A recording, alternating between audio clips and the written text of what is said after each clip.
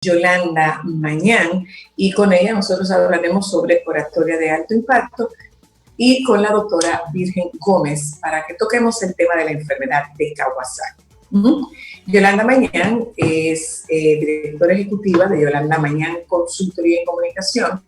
Es una profesional con 35 años dedicada al ejercicio de la comunicación social, magíster en Dirección de Comunicación Corporativa, diplomada en Responsabilidad Social Empresarial, locutora comercial y maestra de ceremonias. A través de sus servicios de consultoría, mentorías y programas de formación, acompaña a organizaciones profesionales y marcas personales en la definición de sus objetivos de comunicación. Buenas tardes, licenciada Mañán. Buenas tardes, licenciada Luna. ¿Cómo se siente? Mira, Yolanda Mañán, no te voy a decir lo otro, porque ¿verdad? Yo juraba como que me habían llamado de otro lugar. Yo dije, ay, se equivocaron, marcaron equivocado. Yolanda, ¿qué es esto de oratoria? ¿Qué es esto de oratoria de alto impacto, Yolanda? Me imagino que te refieres al nombre que le di a una masterclass que tengo este sábado, pero de todas formas es el nombre que tomé, que si se fijan termina siendo lo que debemos nosotros de lograr cuando nos comunicamos, no importa si con una persona o con múltiples personas, no importa si en nuestra vida cotidiana o si lo necesitamos como un recurso para nosotros poder mejorar la forma en que transmitimos el mensaje a nivel profesional. El asunto es que todos debemos de lograr un alto impacto al momento de nosotros transmitir el mensaje.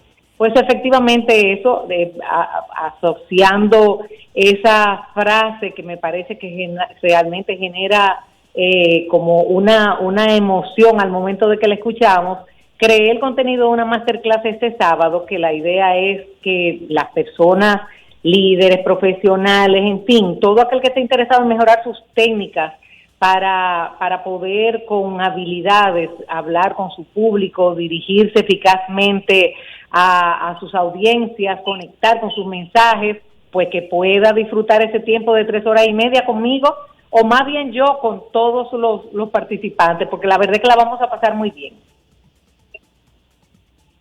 Hay una cosa, de repente la gente no sabe que hasta un propio estudiante universitario necesita un acompañamiento, necesita una tutoría en oratoria.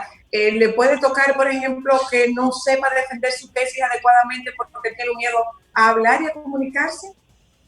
Así mismo, de hecho, invitada por la Pontificia Universidad Católica Madre y Maestra hace aproximadamente un mes, que yo participé en una masterclass interesantísima.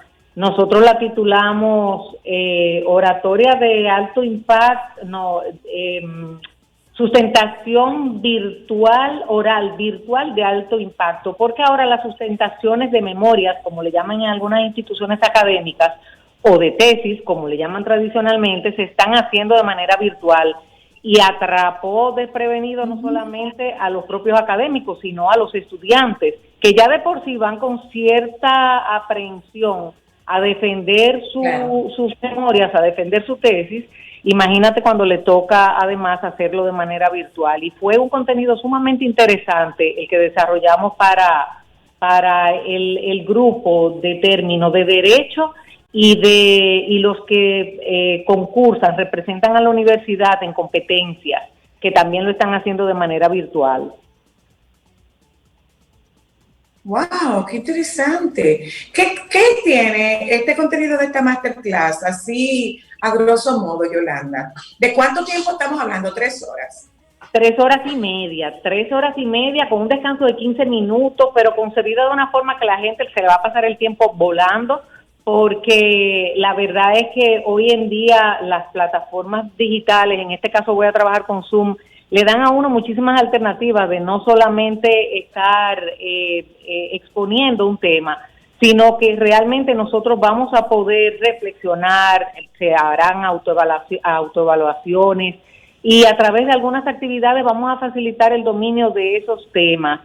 ¿Cuáles temas? Bueno, pues para impactar en el momento que estamos transmitiendo un mensaje tenemos que entender la naturaleza de la oratoria, las habilidades que deben de tener los oradores, conocer el lenguaje verbal y el lenguaje no verbal y sobre todo cómo debe haber coherencia entre ambos, hablar de la imagen. Y hay algo que yo siempre trabajo, Zoila, y que soy muy enfática con eso en mis formaciones individuales, y esta vez no quiero dejarlo de lado por el hecho de que sea una formación grupal, y es el mensaje. A mí me encanta trabajar la estructura de la disertación, que la gente entienda que no somos capaces de poder transmitir un mensaje verbalmente correcto si nosotros no tenemos las ideas suficientemente claras, una secuencia lógica, un mapa de ideas estructuradas de una manera que nos ayude, número uno, a dejar claro ese mensaje, pero además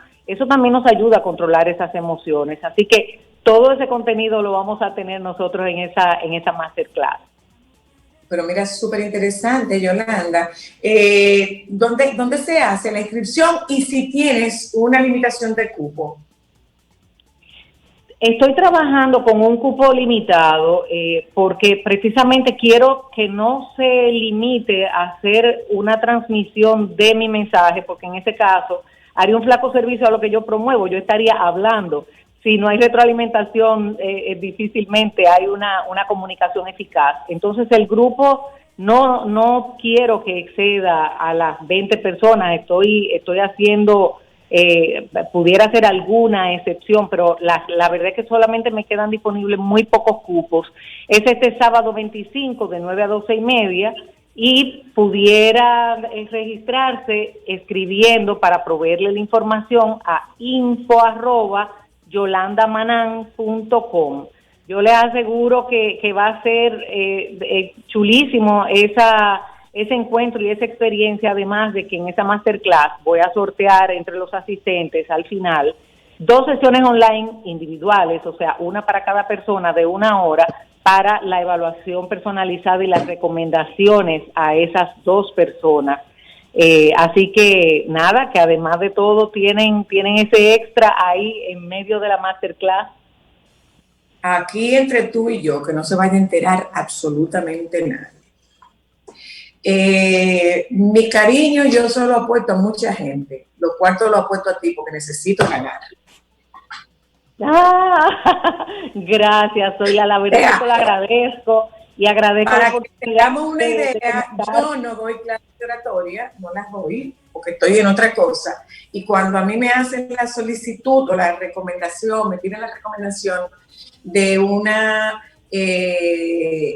formadora, de una acompañante en ese proceso de aprendizaje del dominio de las técnicas de oratoria, sin ninguna duda, mis cuartos van a ti, porque necesito ganar.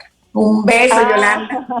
Gracias, amor, muchísimas gracias y que tengan un feliz resto del día. Abrazo para todos. Es Navidad, adiós. Nos vamos a una publicidad. Ya. Cumplimos con nuestros compromisos comerciales, entonces sí, estableceremos un contacto con la doctora Virgen Gómez, quien es médica infectóloga, y con ella nosotros vamos a tratar el tema de la enfermedad de Kawasaki. Yo creía que la enfermedad de Kawasaki la trataba un dermatólogo, pero resulta que no, que eso es una infección y por lo tanto debe ser tratado por un especialista en infectología. Doctora, buenas tardes, bienvenida. Sí, buenas tardes, gracias por la invitación a participar con ustedes. ¿Qué es la enfermedad de Kawasaki, doctora? Sí, mira, la enfermedad de Kawasaki es una enfermedad de las llamadas raras, porque la cantidad de casos no es tan importante, no son tan frecuentes, pero sí tenemos que tenerlo pendiente. Es una enfermedad inmunológica que todavía no se conoce la etiología, la causa, se ha asociado a infecciones por virus, por bacterias, por superantígenos que producen una hiperreacción en el organismo, y va a tener un cuadro característico de fiebre de más de 5 días, que se puede asociar a varios a hallazgos clínicos, principalmente ojos rojos, erupción, labios rojos fisurados, la lengua se pone como una fresita, puede haber, se le hinchan las manitas, los piecitos, y puede haber también descamación a nivel de genitales y una serie de laboratorios que se afectan. Es una enfermedad cuya el problema más severo que puede producir es afectación a nivel del corazón, principalmente de las arterias coronarias, donde va a producir dilatación, desde dilataciones hasta aneurisma, puede producir miocarditis también, puede producir pericarditis con derrame pericárdico, pero no solamente a nivel del corazón, sino que puede producir también aneurismas o dilataciones a nivel de arterias pequeñas y medianas de todo el organismo. O sea, puede afectar cualquier área del organismo. ¿Es una enfermedad infantil, doctora? Bueno, la mayoría de los casos se presentan en niños. Son ocasionales los casos en adultos. Por ejemplo, ahora con COVID se ha hablado de se habló de Kawasaki-like porque tenía características clínicas parecidas a Kawasaki, pero ya hay diferencias. En niños es mucho más frecuente, principalmente la enfermedad de Kawasaki se presenta en niños menores de 5 años y afecta mucho más a los menores de 2 años. Mientras que esta enfermedad actual que tenemos asociada a COVID, usualmente se presenta en niños mayores de 5 años, ya son niños escolares o incluso hasta adolescentes, y hace como 2 semanas o una semana y algo, que ya se diagnosticó un adulto de 21 años con un cuadro similar, pero no de Kawasaki, sino de el síndrome multisistémico inflamatorio asociado a COVID.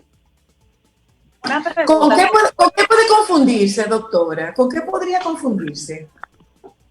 Bueno, como la enfermedad... A nivel popular, ¿con qué podría confundirse? La mayoría de los niños que nos llegan usualmente manejados con antibióticos, con muchísimos medicamentos, porque no se piensa en la enfermedad. Entonces, es un niño que está con fiebre alta, que no cede, que persiste por más de 5 días, que cuando usted lo investiga no encuentra un foco, no ve un sitio por qué se está produciendo la fiebre, porque usualmente asociamos fiebre a infección. Y muchos niños reciben diversos antibióticos. Y al ver que el niño persiste con fiebre, entonces casi siempre lo refieren. Lo refieren con diagnósticos, por ejemplo, de amigdalitis, de neumonía, de dengue, de sarampión, de escarlatina. O sea, hay una serie de enfermedades que se pueden confundir con la enfermedad de Kawasaki, que es diferente. O sea, aunque la asociada a COVID tiene manifestaciones parecidas, no son iguales. Fundamentalmente, aparecen manifestaciones a nivel de piel, doctora. Usted habló de la lengua, que se pone como una fresita, pero a nivel de extremidades, ¿hay alguna evidencia? Sí, claro. O alguna sintomatología, más bien. Sí, usualmente tú tienes un niño con fiebre, que tiene los ojitos rojos, que no tienen secreción, que tiene erupción, que la erupción puede ser desde parecida como a puntitos rojos, o puede ser parecida a picaduras, puede ser, como le decimos aquí, un salpullido, puede ser que parecen como ronchas, como si fuera una alergia. O sea, hay múltiples, las manifestaciones de piel son diferentes, son de diferentes maneras y de diferente extensión. Pueden ser algunas lesiones hasta lesiones generalizadas. Todo va a depender de la inflamación que tenga ese niño, la respuesta inmunológica que tenga ese niño para aparecer las manifestaciones. Entonces, hay lo que se llama el Kawasaki completo y el Kawasaki incompleto. Entonces, el Kawasaki completo tiene fiebre de más de 5 días y tiene de las manifestaciones que más hablamos, de ojos rojos, labios rojos fisurados, lengua en fresa, erupción y descamación a nivel de genitales, las manitas y los pellecitos se ponen hinchados y rojos. Tiene fiebre más 3 o 4 criterios de esto. Y el incompleto tiene fiebre y 3 criterios. Entonces, la forma de tú hacer el diagnóstico en una enfermedad de Kawasaki incompleta es a través de una evaluación cardiovascular con un ecocardiograma donde vamos a encontrar los hallazgos que mencionamos. Puede haber pericarditis, derrame pericárdico, dilatación de las coronarias. Entonces, es más difícil hacer el diagnóstico de esos niños con Kawasaki incompleto que los que tienen mayor cantidad de hallazgos. Y aún así, el Kawasaki completo se diagnostica tardíamente. Hemos tenido niños 25 días después. ¿Eso es serio? Sí, es serio. Es lo que le decía, la mayoría de las veces se confunde con otros diagnósticos.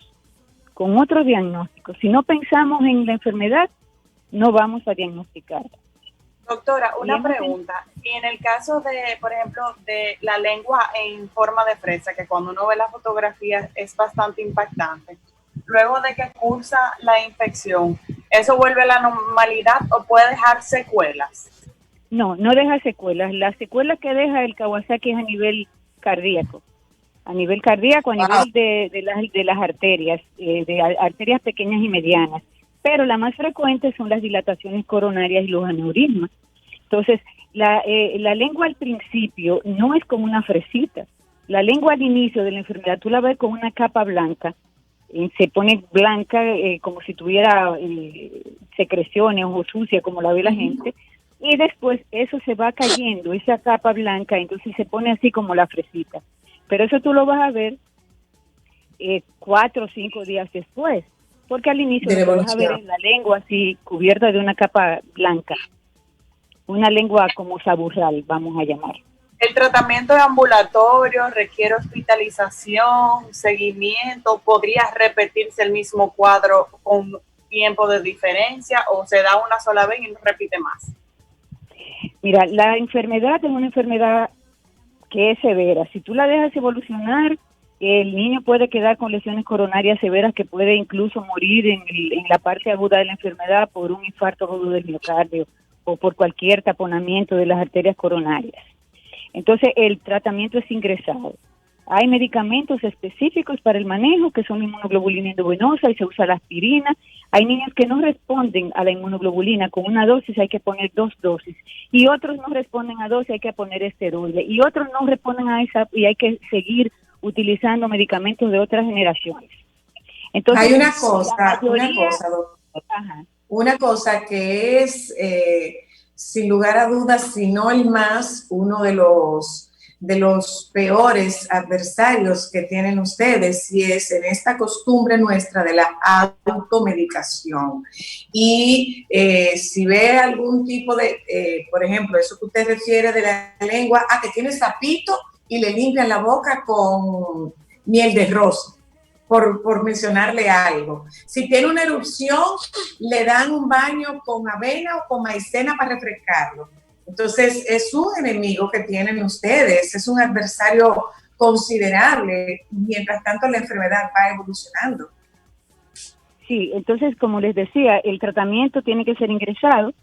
El tratamiento se puede confundir con otras cosas, con otras enfermedades, por eso la mayoría de la gente, de los pacientes, llegan un poquito tarde. Por ejemplo, el sapito se ve diferente. El sapito son como si fuera grumitos de leche cortada en la boca, y está también las que son las aftas, que ya eso es diferente también. No es ese tipo de hallazgo. Es una capa blanca en la lengua que se va descamando en la punta y se va poniendo la lengua roja como una fresa. Pero eso lo ve usualmente el médico o alguien que tiene experiencia. Entonces, otra cosa que le iba a decir es que usualmente no repite. Han habido muy pocos casos que han hecho dos veces la enfermedad. O sea, que no es una enfermedad que repite, pero el tratamiento va a evitar que ese niño, si hizo dilatación coronaria, si hizo aneurisma, el tratamiento va a evitar, si se pone tempranamente, va a evitar que ese niño se enferme, o sea, tenga una lesión más severa, llegando a aneurismas. Esos son los que son severos. Entonces, se ha demostrado que los niños que se manejan tempranamente, en los primeros 7 a 10 días de la enfermedad, reduce la cantidad, o sea, el porcentaje de dilatación de las coronarias, de afectación cardíaca, de un 35% que afecta a los que no se manejan a un 5%. Esos niños deben recibir tratamiento, seguimiento por cardiología, por infectología o por su médico que lo diagnosticó y lo manejó, y debe ser un seguimiento continuo hasta que desaparezcan las lesiones cardíacas. Los que persistan con lesiones cardíacas deben seguir haciendo su tratamiento, y el tratamiento es aspirina hasta que desaparezcan las lesiones, pero aspirina a dosis baja, no como se la bebe en cantidad, ¿no? Todo eso tiene un protocolo de manejo que debe utilizarse con criterio y debe hacerlo un médico que sepa manejar el caso. Muchísimas gracias, doctora.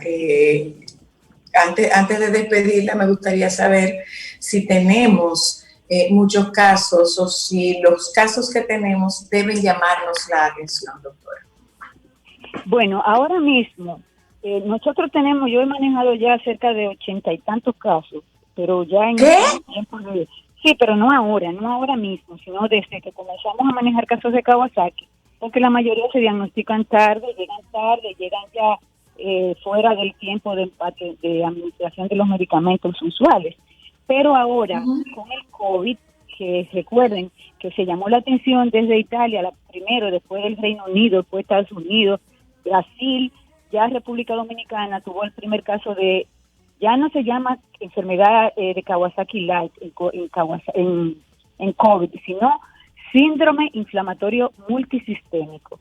Esta es la característica que da fiebre de más de 3 días, dolor abdominal importante, vómitos y las manifestaciones que hablamos de ojos rojos, labios rojos, erupción, etcétera, etcétera. Entonces, hemos tenido ya, en Santiago se dio el primer caso, ya hemos tenido algunos 15 o 20 casos en el país, o quizás un poquito más. Ya tenemos casos y hay que llamar la atención que cuando un pacientito llegue con fiebre, con algún dato de erupción, con los ojitos rojos, los labios rojos, con dolor abdominal, que vomite, debemos pensar en la enfermedad porque tenemos COVID por todos los lados, no en Kawasaki, sino en el síndrome multisistémico inflamatorio, porque esos niños se chocan y pueden morir. Muchísimas gracias, doctora. Muchas gracias por toda su explicación. Ahí está, esto es la emisión de una alerta para que quienes tienen niños pequeños le presten atención si pudieran aparecer estos síntomas. Muchísimas gracias a la doctora Virgen Gómez, médica infectóloga, que ha estado con nosotras en la tarde de hoy. Antes de despedirnos, hay un documento con el discurso del doctor de Gustavo Montalvo, perdónenme ustedes, que quiero leerlo antes de concluir. Así brevemente, me imagino que se referirán más ampliamente los compañeros del Sol de la Tarde. Los permisos son,